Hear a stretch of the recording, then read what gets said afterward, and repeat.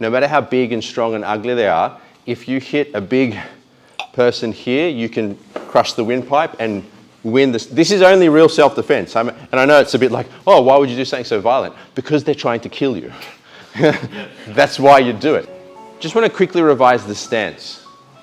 So with your stance, right, it's a little awkward at first. You can feel, okay, I'm pointing my toes and my knees in, and it seems strange. Why would I do that? The reason for this, the reason we have everything pointed is so that you train your body, your movement, so your mass, your intention, and all of your energy to move towards the target. Now the question is, why would I want all of my mass to move to the target? And it's very simple, for power. In self-defense, you must strike with power. What's your name again, young lady? Kira. So Kira, come stand here. If Kira, right, look compared to, look how big I am, right, compared to Kira. If Kira doesn't use all of her mass and all of her power, how is she supposed to beat me in a self-defense situation?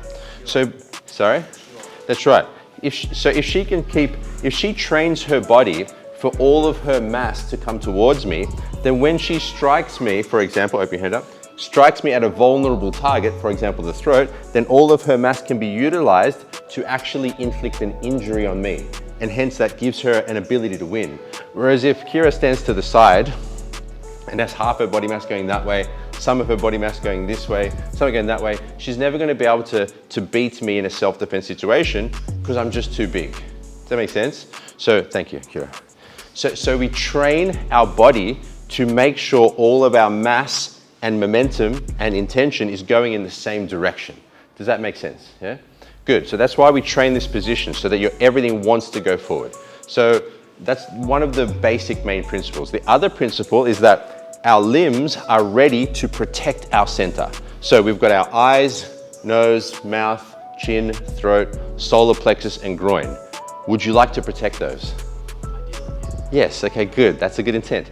So everything is targeted to defend that. So if you bring your guards up again, see how you're already ready to protect that, but your legs are also ready to protect it as well. So your legs and arms are all ready to protect your center, but also fire away. So they're ready to attack and they're ready to defend quickly, as opposed to a side stance where it's harder to maximize body mass and quick offensive and defensive potential. Meaning these will be closer and quicker, these will be further away. That makes sense? Whereas here, everything's close and ready to attack and defend. So they're a couple of the reasons. So that's why we have our stance like this. So to measure it out, we put our feet together. Let's practice it with me. You bring your feet together and then you bring your hips forward to bend your knees. You point your toes outward and then your heels outward, and you have a triangulation. Hands come to the hips in about a 90-degree angle. You bring them up to meet and you bring one hand back. So your bend here in the arm should be about 90 degrees. That's the most robust angle for your muscles and bones, is to have about a 90-degree angle. Not too far out, so if Noah has them too far out, it's easy for me to take advantage of him. Also, he hasn't got much room to punch from here, right? If they're too close, then he's very open. So you want it to be kind of just right, yeah? Just in the middle, about a 90-degree angle. Now, the first exercise we're gonna do from here, from our stance and guard, is we're just gonna step forward and backward, yeah? So forward, just making sure your toes come into the center and you feel natural. So what I don't wanna see is this. We're not doing lunges. I want you to feel balanced and upright. Just a natural step. So we're just gonna do that for 20 seconds, yeah? Just stepping into the center. And your back foot should point to the center as well. So you're training your body mass to come forward into the center. Good. Nice, Marcus, good. This is just getting your body moving forward. Good. And now what I want you to do is you can start to change the angle. You can start looking to your left, to your right, yeah, and just moving. But what you want to do is make sure that you're stepping slightly inward. Slightly inward. All right, good, hold it there. Next part of the exercise. Now, what you're gonna do, this is gonna be with a partner. Now I want you to practice tracking. So Noah has his stance and guard on. Now, I know it feels awkward at first, right? Because you don't normally stand with toes pointing in, but you'll train it and get used to it so that your legs are ready to defend and attack. So if Noah walks around, for example, walk around, and he's facing me like it's a fight, yeah? See, I stay facing him, and it doesn't look, I don't look like I'm not doing this. It's not an awkward duck position. It's just like you're naturally walking. You'll see I just I'm walking naturally towards him and keeping focused at him with my toes and knees so that if I ever need to attack, I can, or defend as well. So if he goes to attack me, I'm ready to attack and defend. So that's going to be the exercise. One person, Noah, is going to have his stance and guard on. You're just going to walk around and he's just going to make sure he's tracking. Now, the person tracking, they want to keep coming forward. Keep coming forward, keep pointing at their center, and every so often I'm just going to say freeze. And we're going to check, okay? Is he pointed to my center? Has he got his guard up? Good, 10 out of 10. What we're not looking for is guard down or toes pointed out, because now he's going to be open for attacks. All right? So let's grab a partner and we'll practice that exercise. Hands up, 1, 2. All right. Tracking, tracking, tracking. This is an important fundamental. You must utilize body mass, momentum, intention, energy. The fundamentals are what make you powerful. Toes point to their center. Think about it. It's like your toes want to kick them straight in the groin. Not bad, Marcus. You get that left leg a little bit more focused in. See how it's, no, this one, no, this part. Yeah. So that if you went to throw it up, it'd kick her straight down the center. You want your eyes to be at their throat, not at their eyes. Firstly, you don't look in their eyes because you don't want to fall in love by accident. No, I'm kidding. No, you don't look in their eyes because they can trick you with their eyes. So if Noah's looking to my eyes, I can look across there to distract him and open it up. Yeah? Firstly. Secondly, your spinal position won't necessarily be correct if you're looking at their eyes. Your chin should be slightly tucked to protect the throat, right? Chin slightly tucked. And your eye line goes to the throat because he can't lie with the area of the throat, this area here. If this part moves, he moves, right? So wherever I'm following, it moves. Whereas if the eyes and the hands and the legs, they could trick you. Sorry? Yes, the intention is from your whole spine to go to their spine, if we're going deeper into intention. But this is also another reason why you look at the throat, is that's the best place to strike in real self-defense. No matter how big and strong and ugly they are, if you hit a big person here, you can crush the windpipe and win this. This is only real self-defense. And I know it's a bit like, oh, why would you do something so violent? Because they're trying to kill you.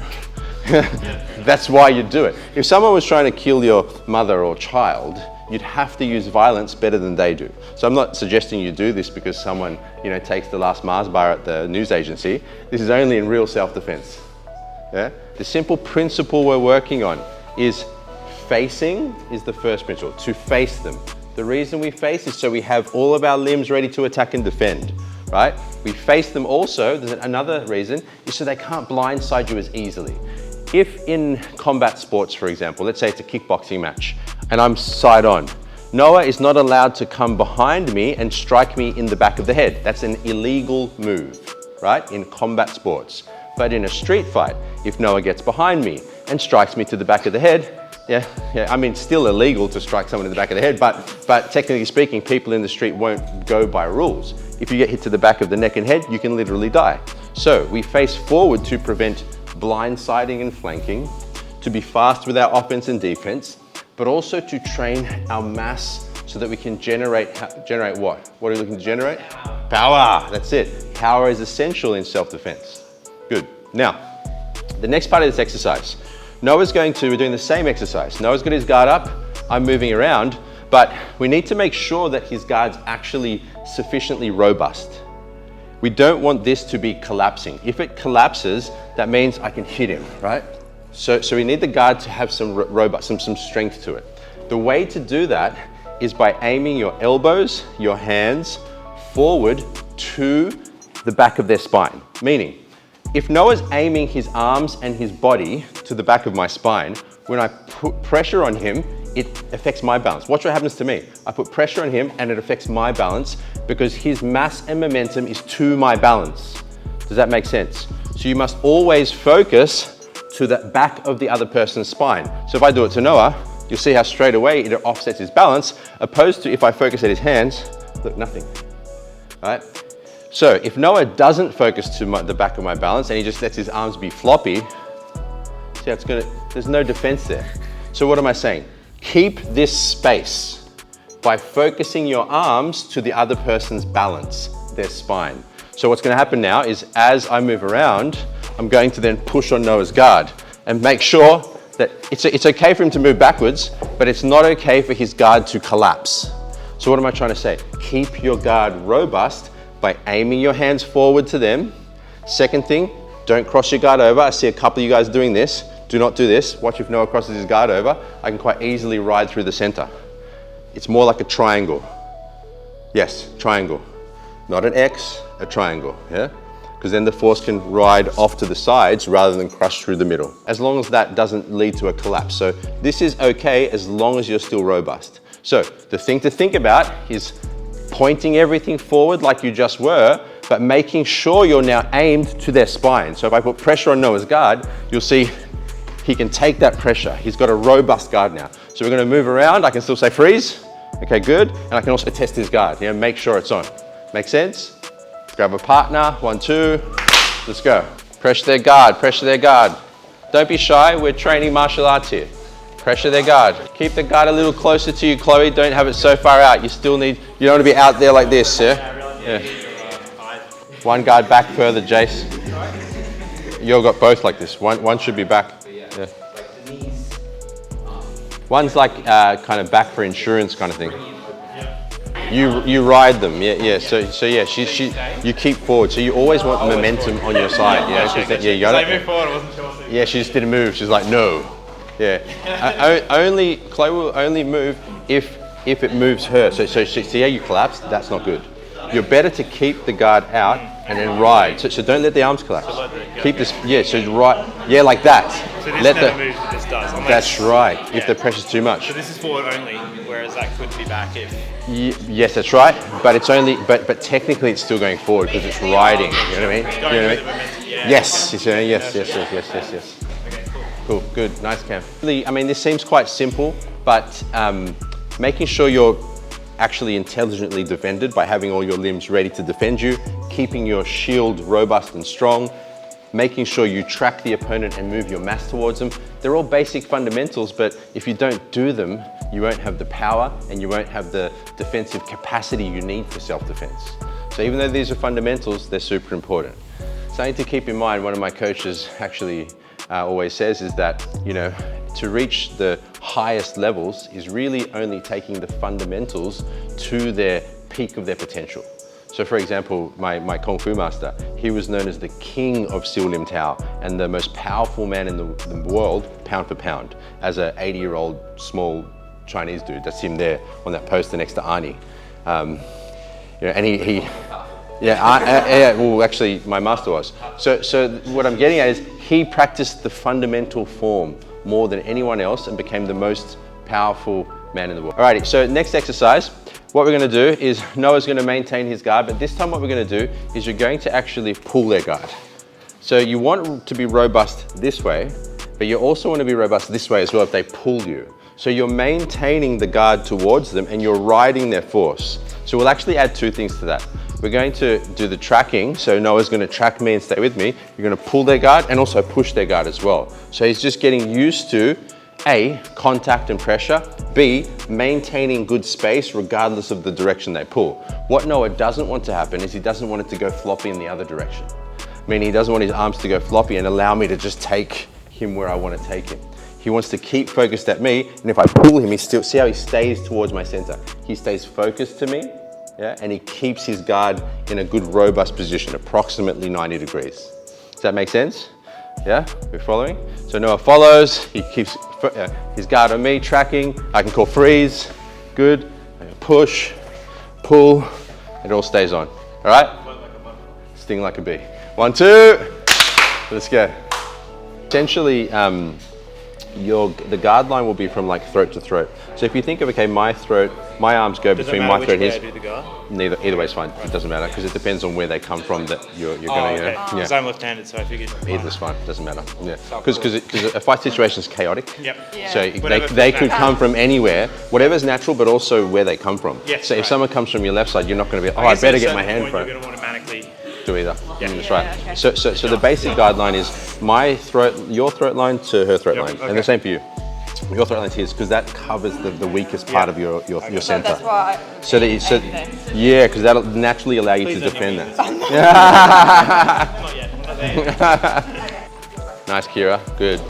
Good tracking, excellent. Good riding pressure, excellent keeping your guard, well done. That's really good, Kira. Nice, Jace. We're going to look at a couple of different strikes that you can add into that. You know, and essentially there's the strikes that you guys were using on the wall bags, because, you know, there's only a certain amount of time you want to be defending for. Actually, the fundamentals of tracking, so protecting your center, of mass and momentum, they should be foundational, but you should also be attacking constantly. You know, think of it this way, the simple analogy is, okay, if we're playing a basketball game and team A takes 100 shots versus team B that takes 10 shots, who's more likely to win, right? Depends how good they are at taking shots. Sure, yeah, but let's say they're equally good. That's right. That was the point. Yeah.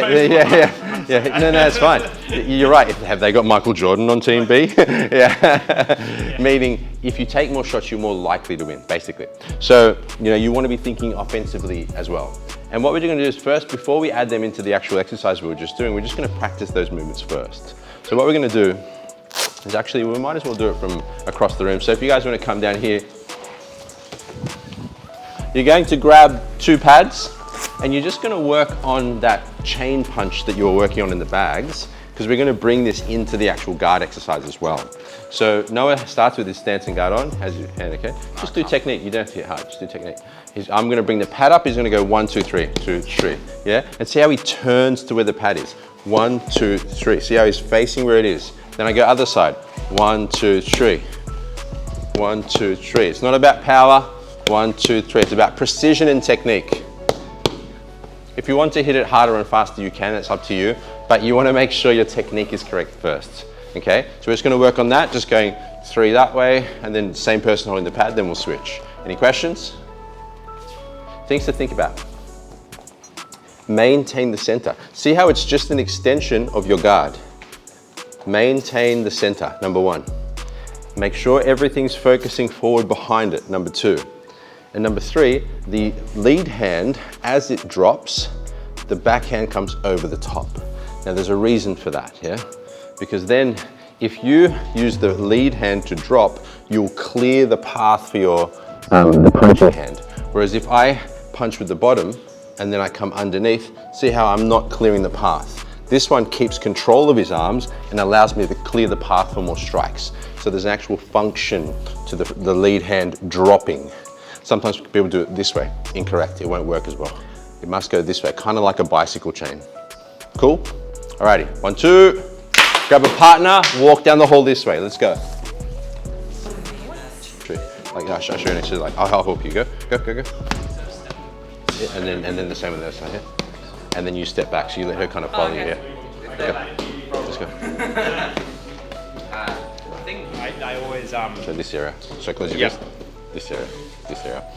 So the bone's behind it, like see this is structure is behind it, yeah?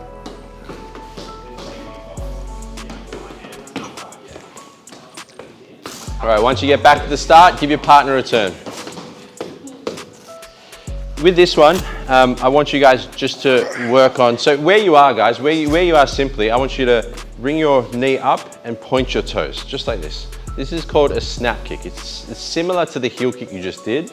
So you point your toes, bring your leg up. So you point your toes and bring your leg up to the center. Simple exercise. So what this is called a snap kick. Yeah. Now, when you're doing this with your partner, I don't want you to boot the pad. I want you to think on terms of precision. So Noah's going to have his guard up following me. I'm just going to put it here. He's just going to, yeah, and then other side. Bang, other side. Bang. Just getting precision. So you're not booting the pad. You're just keeping your guard, keeping upright, bringing your knee and your ankle up to the center as you point your toes. This kick is just a groin kick where you're driving your shin and ankle up towards their throat. That's a devastating kick which can really incapacitate an opponent. So once we've done this, we're going to bring it back to the next exercise where you're going to add it all in. So what that's going to look like eventually in the next exercise, Noah will have his guard up and he's going to be tracking me around. I'm going to be pushing, pulling on his guard, and he's going to be throwing a snap kick. Okay, remember precision with this kick. Good demonstrator. But also, when I pull, he can also 1, 2, 3 as well. So you're going to be mixing in the strikes with the guard and the chasing technique. Yeah? Same exercise like we just did. I'm just gonna bring here, boom, here, boom. Just technique, yeah? Boom. Do not boot your opponent with this one. These are thin pads. This is just for technique. You wanna stay balanced and upright, keep your guard up, point the toes, because it's gonna feed into the next exercise, that's why. Yeah. Alrighty, 1, 2. So out here and lower. So it's more like a groin kick, yeah. And not too hard, yeah? And then you get on the side there. Yeah, just lower. And to the side, so you can go left hand to the left, right hand to the right, yeah?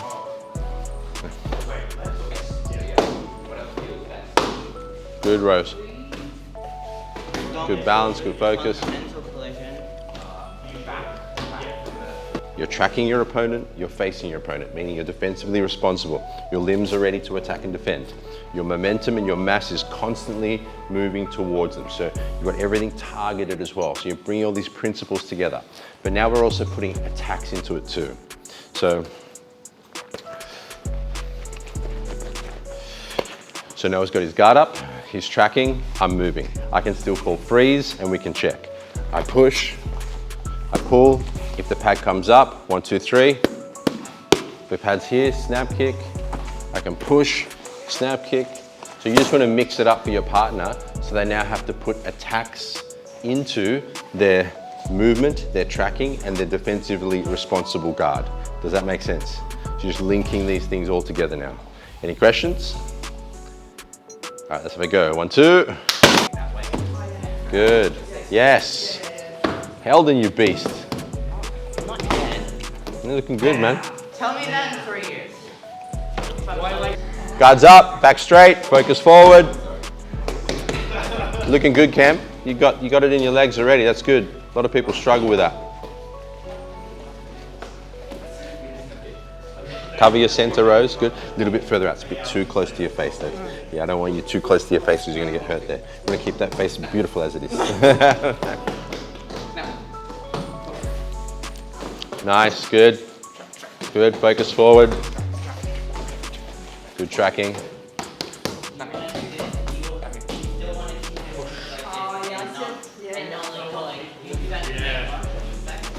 Good. That's good tracking, good movement, good balance. I just want to add a little thing to that. Let's get all your fingers working together now. Yep. So you want them working all in the same direction because they're more robust together. Yep. If you're doing this, break. It's better. Pass. Yeah, when you put like sticks with a string, it's harder to break 5 sticks than if you have individual. Same thing, yeah? Same thing. Let's go. Ready? 1, 2. So first day, so don't kill her. 3, 4, 5, 6, 7, 8, 9, 10. Pads over. All right, so continuous chain palm. So the same thing as you're doing with the punch, but with a palm strike. Ready? Let's go. Continuous chain palms. Let's go. Continuous chain palm. Yeah. Get a little closer. Yeah, and just keep going. One after the other. Yeah, keep going. That's it. Good. Keep going. Continuous. Face forward. Try to face forward. Try to minimize wiggle. So rather than all of this, just stay. Focus everything forward.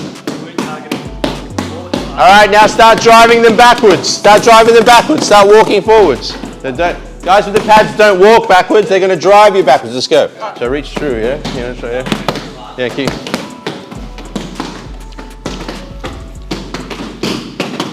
All right, fast as you can go. Let's go.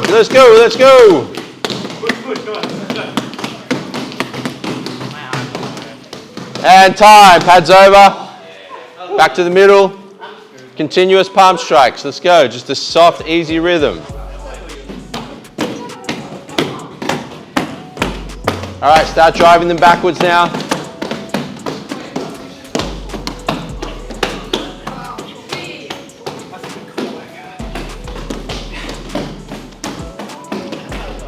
All right, fast as you can go. Let's go.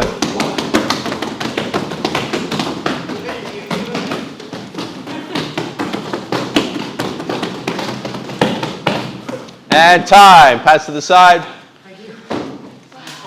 Pass to the side.